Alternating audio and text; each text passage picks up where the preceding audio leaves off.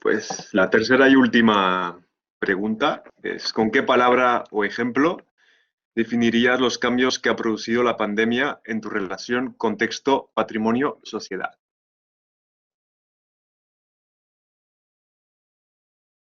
Y le dejamos Tiene la la palabra. palabra Joan Menchón. Gracias. A ver. Ahora sí, ¿no? A ver, ¿qué me oís? ¿Qué me oís? Te Joan, oímos, pero no te oímos vemos, ya te perfectamente. vemos. No te vemos, Ah, ahora sí.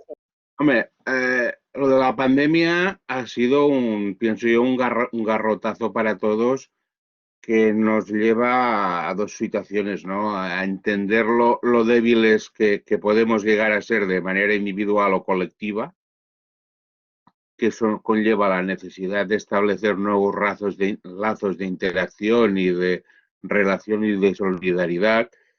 Y después una necesidad que pienso que, a pesar de todo, se está consiguiendo de una adaptación rápida al nuevo medio, que es un medio cada vez más cambiante, ¿no? Ahora nos confinan, ahora nos desconfinan, no nos acaban de desconfinar, etcétera, etcétera. Y en términos generales, pues hay esta realidad, ¿no? Que nos hemos de adaptar no de un año para otro, sino de una hora para otra, ¿no? La velocidad ha aumentado muchísimo y ese es el reto que ha venido para quedarse. Pues muchas gracias, Joan. Cedemos la palabra a Natalia. Te Hola. oímos, Natalia. Sí. Vale, pues bueno, realmente los cambios es que pues no podemos salir a campo. Ya tu interacción pues es nula, más si trabajas con pueblos rurales, como aquí en el caso en el que yo estoy en Yucatán, pues no hay internet, los chicos tienen celular, pero pues bueno, no, o sea, ya no puedes ir al contexto patrimonial, ¿no? Entonces en ese sentido, pues esta pandemia nos ha generado a enfocarnos a trabajar desde nuestras pantallas, realmente pues eso, a generar este tipo de debates con otra gente que trabaja lo mismo en otros contextos y en esa manera pues enriquecer, ¿no? Desde nuestras experiencias de que cada uno tenemos, cómo pues estamos abordando. Y bueno, justamente pues saber un poco cómo difundimos ahora nuestros trabajos previos, es momento de hacer informes, es momento de cómo pensar, cómo regresar la información a los contextos sociales donde hemos trabajado, pero bueno, pues no hay trabajo de campo y con eso pues está parado bastante todo, ¿no? Es todo. Pues muchísimas gracias, Natalia. Cedemos la palabra ahora al equipo de la Autónoma.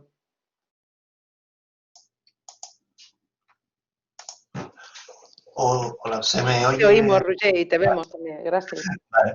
Bueno, y yo de hecho me remitiré un poco a lo que ha dicho Natalia, que de hecho una de las principales cosas que nos hemos encontrado ahora es que pues no podemos ir a campo.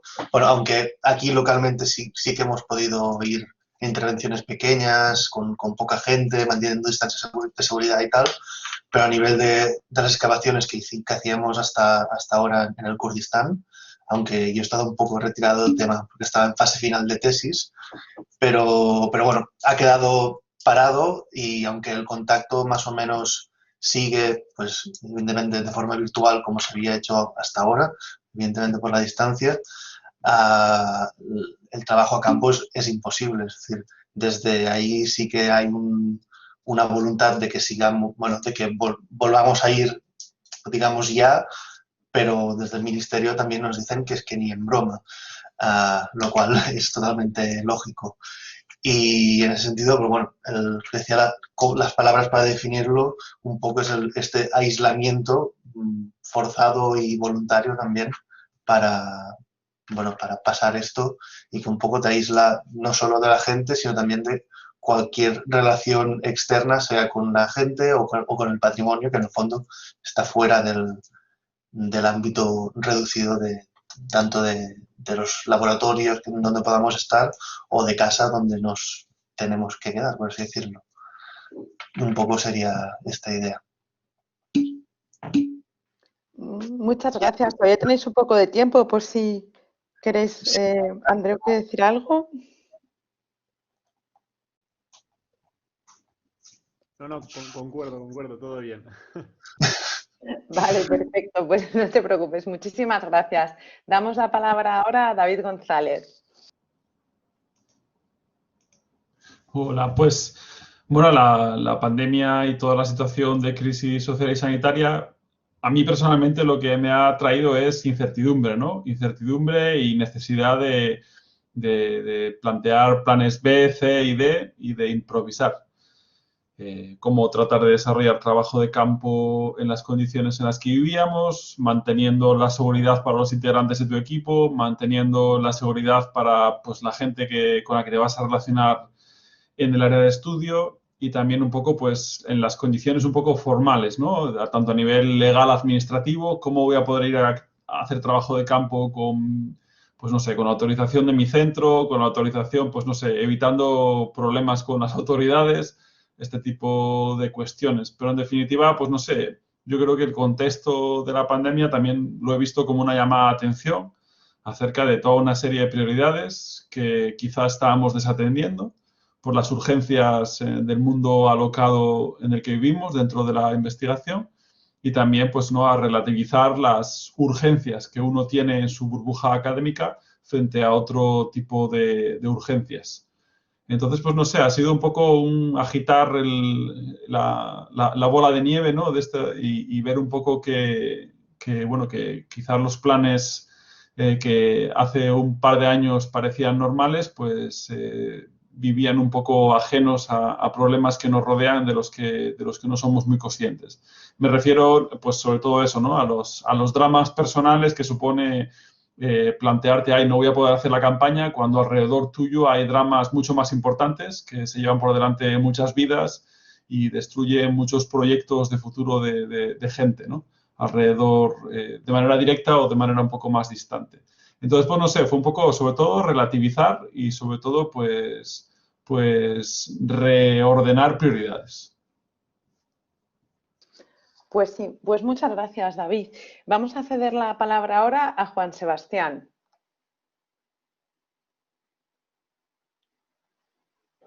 Juan Sebastián, ¿estás ahí? ¿Nos oyes?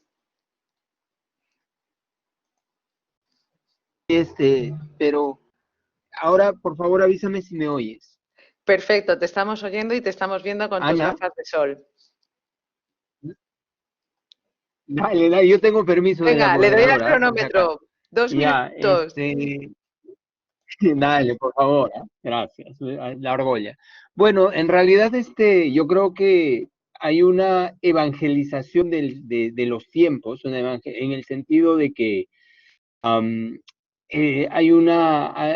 estamos, digamos, entrando globalmente a la lógica del miedo que una época solamente estuvo dentro del pensamiento judeocristiano, ¿no? Y a mí lo que me sorprende es que seamos capaces de desarrollar tanto miedo en términos colectivos. Y por otro lado, también creo que el término cultura, que creo es lo común de la labor de todos nosotros, va a tener un vuelco que probablemente ninguno acá pueda mesurar o pueda prever, porque definitivamente la percepción de lo que es cultura, que ya era una percepción absolutamente compleja en términos filosóficos, en términos de toda índola, ahora va a ser distinta y aún más compleja, porque también es cierto que lo que entendemos como trabajo va a ser distinto, porque dentro del capitalismo industrial y postindustrial, el capitalismo estaba decididamente determinado, decididamente orientado a la transformación del planeta, porque había mucho planeta que transformar.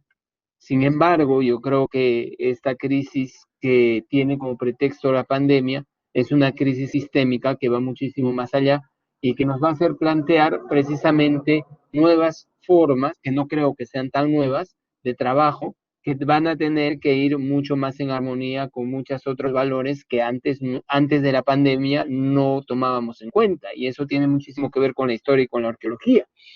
Entonces, mi palabra es el miedo. ¿no? Sumado a la evangelización, sumado al trabajo, sumado al cambio, sumado al cambio del paradigma de lo que es la cultura y de lo que es el trabajo, ¿no? Y por lo tanto del pensamiento jurídico y del pensamiento cultural, que es lo que me interesa. Espero que haya cumplido el tiempo. Te has pasado, Gracias. Juan Sebastián, pero muchísimas gracias. Le damos la Vale. palabra ahora a Jesús. Bueno, a ver, muchas cosas. Es que no estoy de acuerdo con nada con Marga, que dice por ahí que no seguimos para nada. A ver, yo creo que para mí, bueno, en verdad como estoy con la tesis tampoco me ha afectado mucho, pero sí que creo que como arqueólogos podemos, y yo creo que hay iniciativas muy interesantes que podéis seguir en Instagram, ahora os digo, sobre la documentación de la materialidad de la pandemia. Yo creo que eso es muy interesante, algunas iniciativas que están teniendo. Yo como, o sea, el patrimonio del COVID, ¿no? De la epidemia. Obviamente hay falta de trabajo y de incertidumbre, tanto a nivel arqueológico como en otros temas.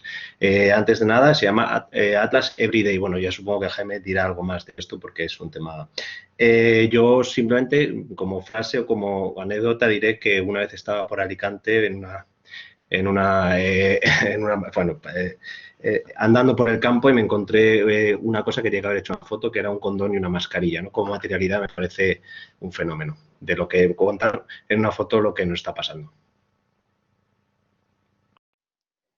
Pues muchas gracias, Jesús, por tu intervención y damos la palabra ahora, el turno, a Bárbara Molina.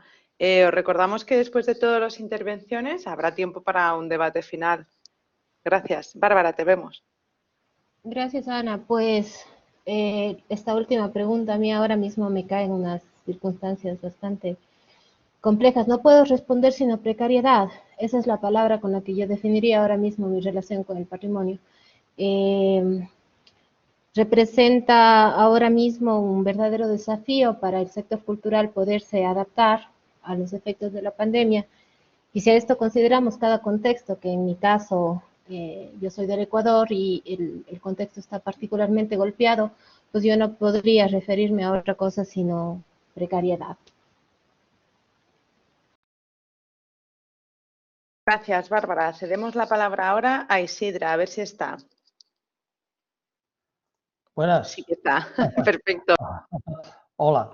Bien, yo la palabra que he escogido en respuesta a la pregunta esta de carácter personal, que ha producido la pandemia en tu relación con el patrimonio histórico, he escogido una palabra, un término que en catalán queda muy bien, que se llama sutra y que podríamos traducir por estremecimiento o temblor, entendiendo que desde el punto de vista de la actividad libre profesional del ejercicio de la arqueología, después de la conocida crisis del tocho, aquí en el Estado, habíamos empezado a moldear una realidad profesional centrada ya más en la interacción directa con la sociedad, con el colectivo de profesionales que trabajan en el patrimonio, concienciando de que la actividad arqueológica forma parte de esta puesta en valor y recuperación de un patrimonio y un bien común, cuando de golpe y porrazo nos hemos quedado, pues esto, ha habido un estremecimiento a nivel personal que dices, ¿dónde vamos y qué vamos? Más allá de lo que ha significado la pandemia o que significa o que significará a nivel social y socioeconómico. Pero a título personal y en relación al patrimonio histórico, es ese empuje que habíamos conseguido tener, esa relación directa con la gente que se había quedado parado. Por otra parte, por suerte y por desgracia, atendiendo a la realidad del ejercicio profesional, entendido como una actividad básica en relación a los servicios. Personalmente, y soy consciente que buena parte del colectivo de profesionales hemos estado trabajando el campo desde bien entrada la Semana Santa, después de que se hizo el cierre forzoso de toda la actividad trabajando en campo. Quiero decir que la relación con el patrimonio la hemos continuado teniendo, con la actividad la hemos continuado teniendo, nos hemos amoldado a esta nueva realidad de trabajar con mascarillas y con todo lo que hace todo el mundo. Lo único que sabe mal es este estremecimiento, este temblor que hemos tenido que aguantar o estamos aguantando con nuestra relación con la sociedad, con el conjunto de la ciudadanía, que en definitiva es, como he dicho antes, el último receptor de nuestro conocimiento y de la puesta en valor del patrimonio arqueológico y cultural. Pues muchas gracias, Isidre. Justelas en el tiempo. Perfecto. Cedemos ahora la palabra a Cristina Vidal. Gracias. Hola otra vez. Pues yo había escogido, había escogido 3 palabras, en realidad en relación con lo que es el proyecto este que comentaba que tengo en Guatemala. Las 3 palabras son estancamiento, frustración e incertidumbre, que veo que incertidumbre es un término que ha salido varias veces por parte de los anteriores compañeros. Y poníais que, decía la pregunta, que pusiéramos un ejemplo, y es que en este proyecto, después de 15 años, habíamos llegado a un momento que había costado mucho poner en marcha el tren, pero habíamos logrado subirnos todos a ese tren, que el tren arrancara, que empezara a ir ya a cierta velocidad, y en algunos aspectos ya estaba llegando a algunos destinos, y de repente, ¡zas!, viene la pandemia, ¡buah!, detiene la locomotora de este tren, y claro, los pasajeros tuvieron que bajarse de él y deambular a lo mejor sin saber bien a dónde ir. Por eso estancamiento, porque el tren se ha parado, frustración porque no ha podido llegar al destino que hubiéramos deseado, e incertidumbre porque este deambular, ¿verdad?, de los pasajeros, no sabemos bien a dónde va a llegar. Eso es mi relación con el proyecto, porque personalmente, pues sí, y ya lo habéis dicho también algunos de vosotros, pues este parón, en cierta manera, nos ha venido bien, hemos podido ponernos al día en algunas publicaciones, a lo mejor entregar a tiempo el artículo para este libro, pero bueno, yo pienso más en las comunidades con las que estábamos trabajando y que lo están pasando francamente mal, y la angustia, ¿no?, de no poder estar ahí acompañando y viendo cómo poder apoyar, ¿no?, en cierta manera. Ojalá se resuelva pronto, solo cabe decir eso, ¿verdad? Gracias. Gracias a ti, Cristina, por tu intervención. Le damos la palabra ahora a Camila Opazo. ¿Ahora? Sí, bueno. Te oímos, Camila. Gracias. Sobre este contexto pandémico y en relación a mi experiencia personal, quiero destacar una contribución de la activista anarcofeminista boliviana, María Galindo, que hizo en una publicación famosa en este contexto, que fue La sopa de Wuhan. En este libro, ella planteó que el coronavirus es la eliminación del espacio social más vital, democrático e importante para el tejido social gigante y desobediente que es la sociedad boliviana proletarizada, la calle. En mi propia experiencia como chilena e inmigrante, uno de los miedos más importantes que tuve, además de que se enfermaran mis familiares y yo estaba a varias distancias a varias fronteras de distancia de ellos, fue que el coronavirus detuviera y prohibiera de manera aparentemente legítima la revuelta social que se venía desarrollando en mi país, Chile, desde octubre del año 2019, la revuelta más importante desde que se terminó la dictadura militar. Durante la pandemia, sin embargo, sorprendiéndome, el patrimonio que yo investigo, el del colonialismo, tomó una importancia primordial y urgente. La pandemia no detuvo las actividades patrimoniales las activaciones patrimoniales que continuaron e intensificaron en las calles como resultado de conflictos y oposiciones políticas y económicas. No solo en Chile, sino en diversos lugares de Abya-Yala o el continente americano, incluso en Barcelona, vimos destrucciones e intervenciones a monumentos de los héroes coloniales, militares y racistas. El virus no detuvo el reclamo social de los grupos excluidos, que constituyeron masas para indicar, a través del patrimonio también, que las vidas negras, indígenas, marrones, inmigrantes importan.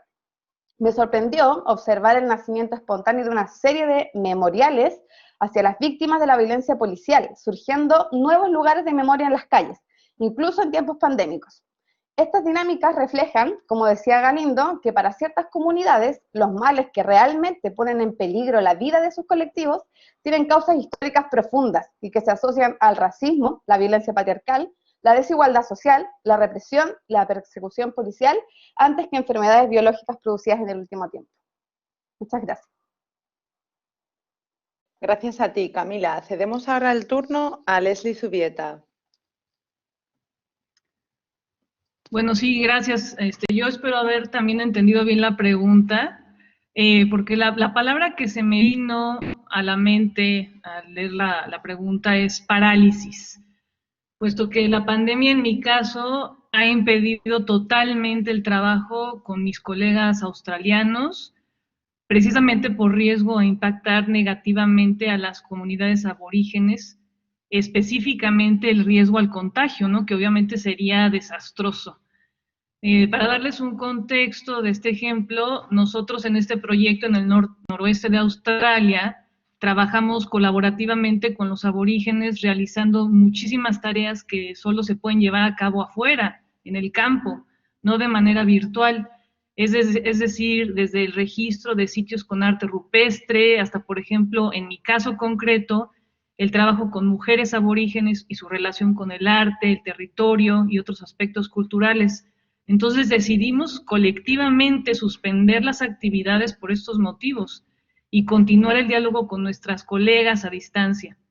Otro ejemplo es el de difusión, puesto que tampoco en mi caso he podido concretar la mesa que había organizado con un colega brasileño en el próximo WAC en Praga sobre decolonización del arte rupestre. Esto me lleva a pensar que necesitamos reinventar formas de trabajo que tomen en consideración esta pandemia que quizá no se dé en un futuro próximo. Y por último, bueno, la pandemia me ha demostrado que el trabajo uno a uno de manera presencial es algo que dábamos por sentado, ¿no? Por hecho. Y esa cercanía es la que más extraño, la verdad. Gracias. Gracias a ti, Leslie, por tu intervención. Le damos el turno ahora a Margarita Gómez. Si podemos volver a apagar todas las cámaras y los micrófonos para ver si así conseguimos un mejor sonido. Gracias. Muchas gracias. Bien, bueno, para mí un poco contrario de lo que esta pandemia, digamos, ha provocado en otros lugares. Ahora aquí, estando aquí en Madagascar, habiendo llegado en un vuelo, bueno, en un vuelo humanitario y de una forma bastante extraña a haber caído aquí,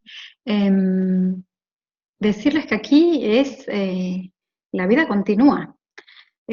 Para mí llegar acá es ver la pulsión de la vida, la gente moviéndose, todo el mundo con su mascarilla, todo el mundo en su trabajo, como afrontando la pandemia de esta forma, todo el mundo tratando de cuidarse, pero la vida continúa. Es increíble ver cómo nada se ha parado.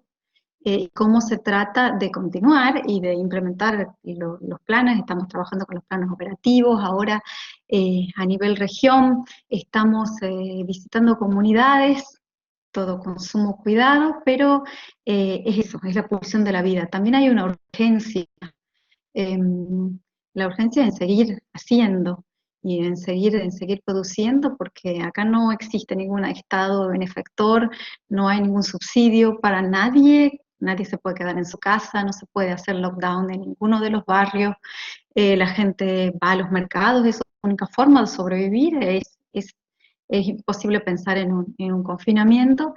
Y la cuestión es que me maravilla es que la verdad que el virus no ha estado tan virulento y hay muchísimos casos y casi son todos asintomáticos y es algo muy extraño. Pero bien, seguimos trabajando y para mí es esto, es la vida continúa y tenemos así como lo hacen aquí y seguir cuidándose y otra cuestión es el tema de la solidaridad, ¿no? Acá todo el mundo está con su máscara hecha, con capulanas, con el pedacito de retazo de tela que existe, todo el mundo está cuidándose. Es eso, solidaridad. Y el entender de que las cosas tienen un fin. Acá yo creo que aquí se entiende muy bien de que la muerte está muy cerca todos los días y la gente lidia muy de forma con esto. No sé, hola, ¿me escuchan? Bien, gracias, es eso. Gracias a ti, Margarita. Le damos el turno ahora a Jaime Almansa. Gracias. Vale, ¿se me oye ya? Sí, ¿no? Te oímos y te vemos. En mi caso, en lo personal, ha sido un poco una concatenación de palabras. Empezó siendo un poco incertidumbre porque las primeras semanas no sabía qué iba a pasar y tenía planificado 6 meses de trabajo de campo en, creo que eran 9 países diferentes. Cuando ya empezó a estar claro qué era lo que iba a pasar, se convirtió en resignación y en empezar a cancelar vuelos, a cancelar entrevistas, a cancelar todo y a tratar de reorientarlo, con lo cual supongo que al final la que quedó era resiliencia, ¿no? Y ese ser capaces de transformar la adversidad en algo con lo que podamos vivir. Pero como comentaba David, yo creo que lo más importante de todo este proceso ha sido el colocarnos en una situación en la que nos damos cuenta de lo que es realmente importante en la vida, ¿no? Y al final me parece que, al menos en mi caso, me ha ayudado a repensar un poco hacia dónde estaba yendo y sobre todo el ritmo que llevaba, aunque en el fondo la verdad es que tampoco ha bajado tanto. En todo caso, sí que quería hacer un comentario muy rápido, porque en el chat han estado saliendo antes temas sobre lo de redes sociales y demás, y es que cuando comenzó el confinamiento, bueno, ya entrado en el mes de abril, decidí hacer un pequeño sondeo sobre cómo estaba siendo el acceso a los recursos digitales que se estaban ofreciendo dentro de arqueología y dentro de lo que sería el ámbito cultural, porque al menos a mí no me hacían más que llegar continuamente libros gratis, películas gratis, todo gratis, visitas virtuales, etcétera. Y me di cuenta de una cosa muy curiosa, y es que sí, todo era muy bonito, pero no estábamos llegando a nadie que no llegásemos ya. Con lo cual, me quedó un poco la impresión, volviendo un poco a los inicios de esta pregunta, ¿no? En las primeras intervenciones, de que aunque tenemos esta especie de percepción de que el impacto ha sido muy grande y que nos ha fastidiado todo, pues que creo que estamos exactamente igual. O sea, la gente que iba al museo ahora es la que te está siguiendo en el Instagram o en el Twitter y que te ve las 2 charlas virtuales que haces, y en el yacimiento, pues a lo mejor estás perdiendo una interacción más cercana, pero es que el 99% de los yacimientos arqueológicos no tienen absolutamente nada que ofrecer más allá de las piedras. Y esto lo digo después de haber visitado cerca de 350 o 400 en los últimos 2 años. Con lo cual, creo que el impacto tampoco ha sido para tanto y lo que tenemos que hacer es aprovechar la situación, igual que en su día con la crisis tuvimos que replantearnos lo que era la profesión y no lo hicimos, pues ahora que no hemos aprendido la lección, replantearnos qué narices estamos haciendo con el patrimonio arqueológico y cómo podemos salir de esta realmente fuertes, cambiando de estrategia y cambiando los fundamentos de la propia práctica de gestión. Aunque por aquí tengamos a Joan, que dentro de Tarragona, por ejemplo, pues podría ser uno de los ejemplos de mejor interacción, ¿no? Pero claro, es que no es la norma, ¿no? Es un poco la excepción. Y ya, que si no me enrollo. Pues has dicho cosas muy interesantes luego para el debate, Jaime, pero ahora mismo le pasamos la palabra a nuestras compañeras Laura y Ana María. Gracias.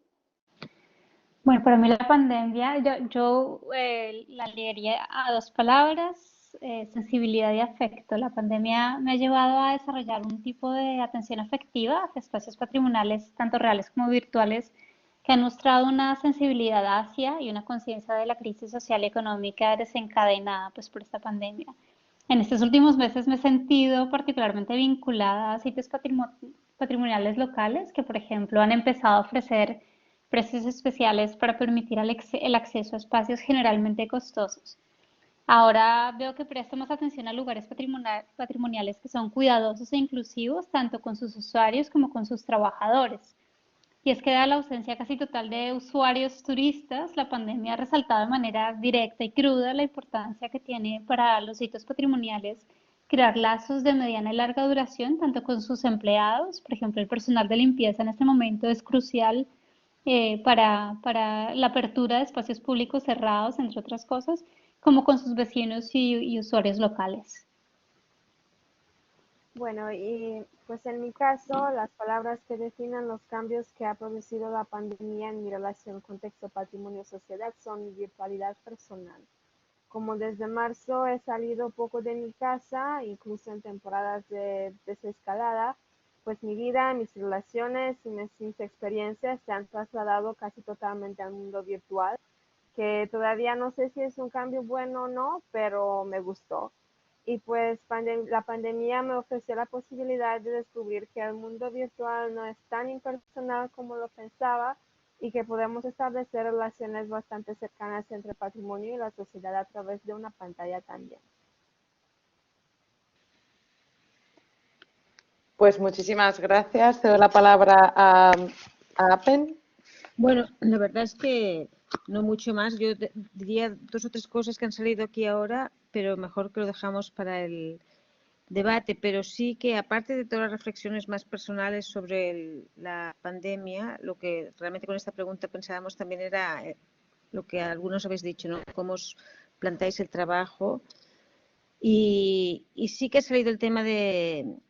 Claro, para muchas de las personas que trabajan con patrimonio y participación y así, hay involucrado o se está pensando en viajes, ¿no? Esto realmente es algo que me imagino, la falta de contacto, el no saber también, las personas con las cuales trabajáis están, supongo que esperando que lleguéis. O sea, ese tema de que hay algo como muy claro. Pero ha salido otra cosa aquí que me parece bastante importante que se mencione, esta idea de que para las personas que tienen que escribir artículos y reflexionar, como el parón nos ha dado tiempo de reflexionar y publicar, hay como ya estudios muy claros de que hay un sesgo, así como una desigualdad enorme en términos de género, ¿no? De que los hombres han producido muchísimo durante este periodo y las mujeres menos. Entonces, esto habría que ver un poco también las circunstancias que ocurren cuando una se queda encerrada. Y luego una cosa que ha dicho Jesús que me parece muy interesante, que imagino que es algo que va a ocurrir prontito, es el tema de la materialidad de la pandemia, ¿no? O sea, están pasando cosas, por lo menos las que vivimos en entornos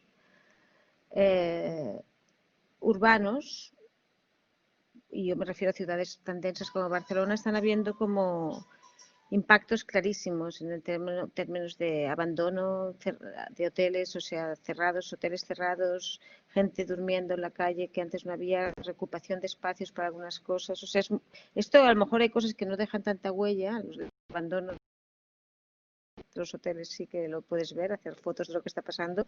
Pero otro tema que está muy cruzado con esto es el turismo. O sea, para muchas de las personas que hacemos trabajo aquí, la patrimonialización tiene muchísimo que ver con las demandas turísticas. ¿Y qué pasa cuando, que lo ha sacado, lo ha dicho también Ana, ¿no? La reapropiación de lugares patrimoniales que no íbamos porque estaban llenos de turistas? Entonces, esto es algo que aún no sabemos cómo se va a quedar, pero yo sí que creo que, de hecho, Margarita no está, pero ella escribió un libro entero, ¿no?, sobre el tema de turismo y arqueología. Entonces, eso va a ser una diferencia muy grande, ¿no? O tú, Juan Sebastián, que vives en Machu Picchu o estás cerca de Machu Picchu, ¿qué pasa cuando no se visita? O Ana lo ha indicado también, ¿no? El tema, yo no lo había pensado también, por ejemplo, todo el servicio de limpieza en un momento donde lo sanitario tiene tanta importancia, ¿no? O sea, yo creo que hay cosas que aún nos cuesta un poco reflexionar o pensar, no podemos hacer esta lectura, pero que sería importante de verlo de aquí a un tiempo, ¿no? Aparte de lo que significa que lo que ha dicho David, ¿no? Que es en un momento donde hay tanta tragedia en términos sanitarios y laborales, y que sabemos que esto no lo recuperamos rápidamente, el papel que tiene la arqueología en esto. Bueno, no sé, ahora yo creo que deberíamos hacer un poco de debate, lo virtual también que habéis señalado, pero no sé cómo hacer el debate. Es que habéis estado hablando por aquí, por el chat. Si queréis ir participando, está la opción de levantar la mano y vamos dando turnos si queréis. Hacemos un timing, ¿no? Porque tampoco vamos a estarnos aquí, hacemos un brindis final de esto. Las que estáis en el otro lado del océano, podéis tomaros un vermut.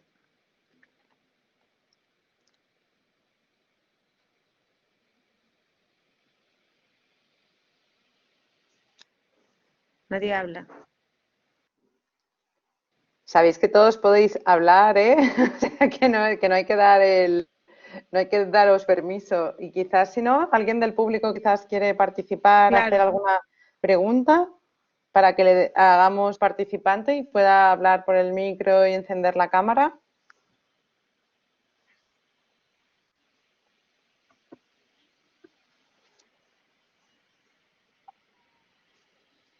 Bueno, pues si no queréis decir nada, estamos hartos de Zoom y de Yo cámaras. puedo preguntar, puedo hacer una pregunta. Claro. Dale, gracias. Espero que ahora pues sean un poco más generosas con el tiempo. Pero si no... He sido víctima de la policía del tiempo estos días a estas horas. Gracias a todos por participar. He aprendido muchísimo, muchísimo esta tarde para mí. Yo sé que para ustedes ya es de noche. Y bueno, precisamente respecto de la arqueología de la pandemia, me interesa mucho conocer la opinión de quien quiera darla, porque estoy tratando de tener una postura previa. Si esta pandemia, para empezar, yo creo que es la primera pandemia de la que la humanidad está consciente, ¿no? Yo creo que todas las pandemias anteriores no han sido pandemias de las cuales la humanidad ha estado consciente, ¿no? Es la primera vez que una pandemia se llama así propia pandemia, probablemente, ¿no? O sea, en cierta forma. Pero lo que quisiera preguntar es si ven, si consideran que la pandemia del famoso COVID-19 significa o puede significar un cambio de tiempo histórico, ¿no? Con todo lo que, con crisis económica, política, armamentística, la guerra nuclear a la vuelta de la esquina y todo aquello, si puede considerarse un cambio de tiempo histórico o vamos a regresar al 2019 alguna vez. Bueno, tampoco somos, no podemos predecir. Lo que yo sí que creo es que es global. Yo sí puedo hablar sobre esto, a ver si me pongo la cámara mientras. Claro, Jaime, te Sí oímos. que es una cosa que me parece que siempre estamos pensando, es que esto va a cambiar el mundo, viene una nueva tal, una nueva cual. En julio, finales de julio, estaba volviendo del poco trabajo de campo que pude hacer y paré una semana en el pueblo antes de irme de vacaciones, bueno, a trabajar a Grecia otro par de semanas, ya que podía. Y entonces me decía precisamente una vecina del pueblo, una de las tardes que salía a pasear, que esto iba a cambiar el mundo y que nada iba a ser como antes. A ver, yo creo que vivimos en una especie de presentismo absurdo que no nos damos cuenta de cómo funciona la sociedad. Y yo ya le dije, digo, mira, lo poco que he aprendido en estos años de otras crisis y de otras cosas es que en cuanto nos quiten la mascarilla se acabó la pandemia. No es que vayamos a volver al 2019, es que el 2020 va a desaparecer, va a quedar un poco ahí en las necrológicas y en la hemeroteca y vamos a seguir cayendo en las mismas estupideces en las que veníamos cayendo desde 2019 y todos los problemas que realmente están afectando a la sociedad van a seguir ahí y van a agravarse. O sea, no hemos aprendido con el cambio climático, no hemos aprendido con ninguna de las protestas de clase o de raza o de género que ha habido a lo largo del mundo en los últimos 200 años. ¿Vamos a aprender ahora simplemente porque nos han metido en casa 6 meses? Pues no. O sea, entonces, en marzo, abril, mayo, junio, en Europa y en Estados Unidos la situación se empezará a normalizar. En el año 2022 la situación estará relativamente normalizada en el resto del mundo y nos seguirá importando una mierda que haya guerra en Etiopía, ébola en el Congo o que Boko Haram haya vuelto a secuestrar a 300 niños en Nigeria. Va a ser una noticia en las portadas y se acabó. Y vamos a estar exactamente igual haciendo exactamente lo mismo. Yo para eso soy muy pesimista. Pero vamos, y creo que la arqueología y la antropología van a poder documentarlo perfectamente. Vamos a tener ese coviceno, ¿no?, de 2 años, con sus mascarillas al lado de los condones que decía Jesús, nos van a quedar los restos de las pegatinas con las cruces en los suelos del Everyday Ex que plantaba en Instagram, y ya está. Y será otra fase más que hemos superado y seguiremos ahí juntos de la mano hacia la extinción, como decía... Era sinistro total, ¿no? Me parece. Y eso. Si se me permite, quisiera preguntarte o repreguntarte, o hacer un comentario. Yo creo que volver a 19 no es no creo que creer que se pueda volver al 19 o hacer como se era, sea optimista. Yo creo más bien que sea pesimista. Yo creo que más bien es optimista, porque yo creo que la crisis del COVID se llama crisis del COVID por la coincidencia, ¿no? Ya sea voluntaria o no, es una crisis de coincidencia. Pero yo creo que hay un agotamiento del desarrollismo, ¿no? O sea, y eso es evidente. Entonces yo honestamente, a mí me gustaría que se pueda volver a 19, y se pueda volver a ser tan imbécil como se solía ser. Yo creo que ya no se va a poder. Yo creo que en términos económicos no se va a no se va a poder volver atrás nunca.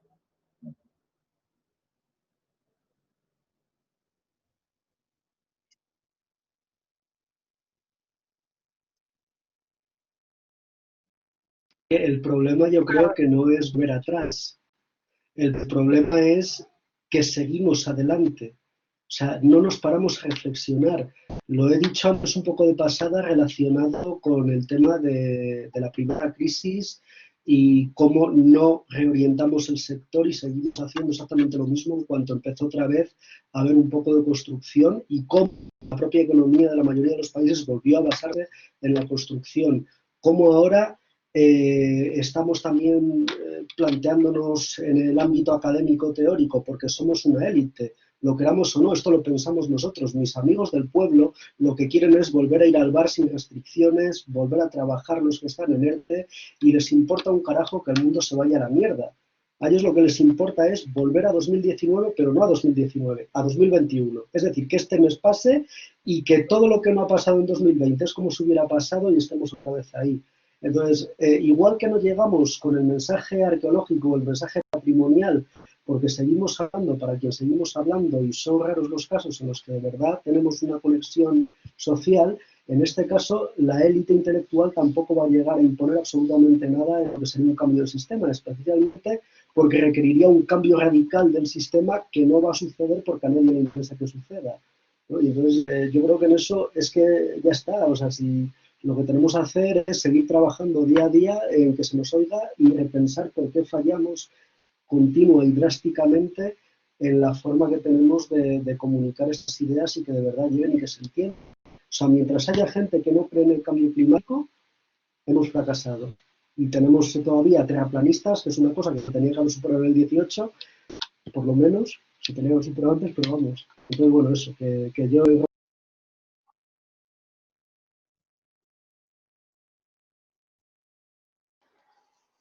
Bueno, yo creo que a nosotras lo que más nos apetecerá será que en parte acabe la pandemia para volver a hacer las conversas en persona y para poder organizar algo que esté bien en persona de nuevo, volver a salir a la calle, volver a hacer acciones, actividades que estén fuera de este mundo virtual.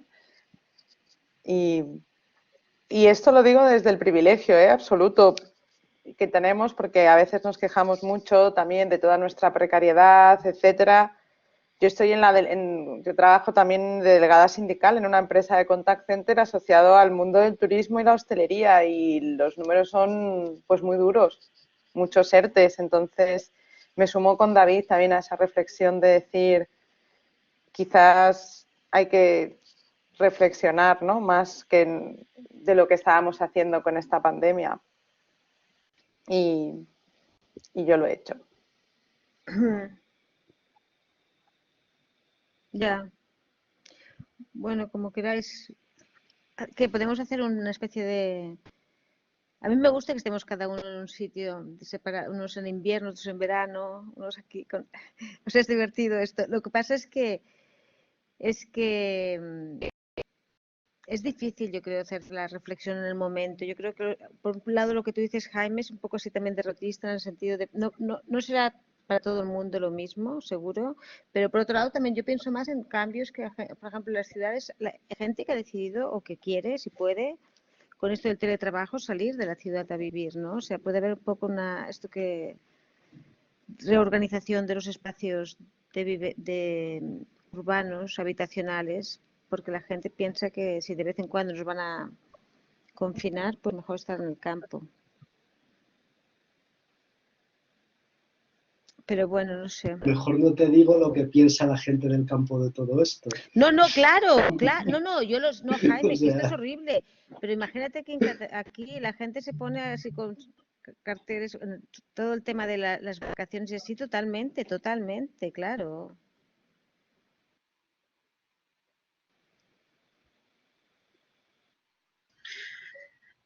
Bueno, pero de alguna manera como que también eso ha hecho que como que nos unamos más, ¿no? O sea, en este sentido de que, digamos, yo pues he tenido acceso a otro tipo de reuniones en línea que antes de, pues, de la pandemia era como súper complicado hacer que la gente coincidiera, boletos de avión, no sé qué, ¿no? Entonces, de alguna manera como que sí ha facilitado pues estos encuentros pues, pues académicos, pero bueno, más de experiencias, ¿no?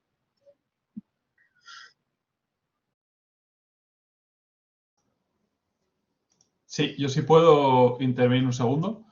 Sí que una de las cosas que yo planteaba es que esta situación de crisis también nos hace, por el parón, ¿no? Por la congelación que todos vivimos durante las primeras semanas de confinamiento y por el lento retornar a cierta normalidad, también nos permite pensar qué estábamos haciendo y qué paramos de hacer, ¿no? Y yo personalmente, por ejemplo, lo que sí que me he puesto a pensar es en la locura en la que vivíamos en el mundo académico, ¿no? De las condiciones insalubres, de nuestra propia forma de trabajar, corriendo hacia adelante sin mirar a nuestros lados, ¿no?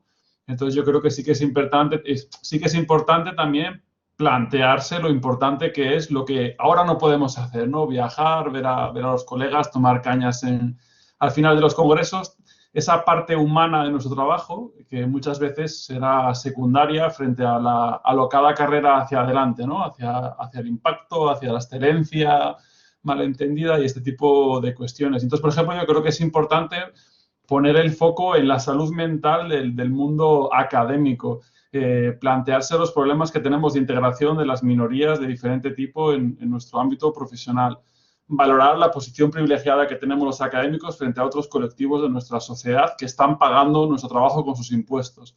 Yo creo que es importante pararse a pensar en ese sentido y valorar lo que es importante de nuestras vidas y de lo que nosotros cumplimos para el resto de la sociedad. Y yo creo que es importante hacerlo y hay a diferentes niveles, a muchos niveles. Por ejemplo, hemos parado de viajar para ir a congresos.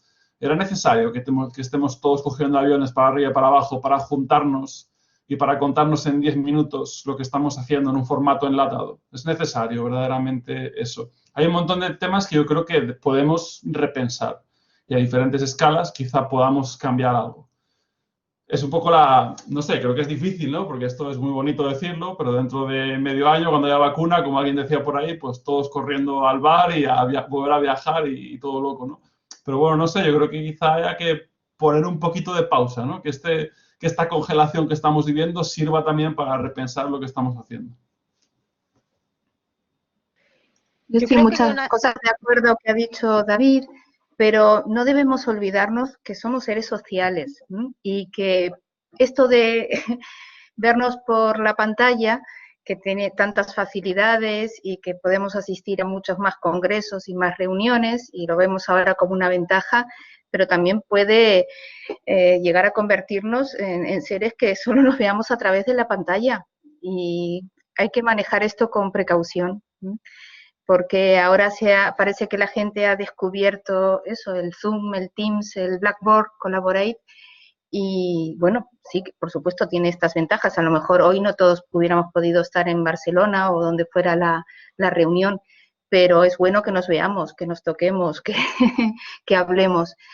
Yo creo que no debemos olvidar eso, porque es un peligro, ¿no? Es un peligro que podamos caer en esa tentación. Sí.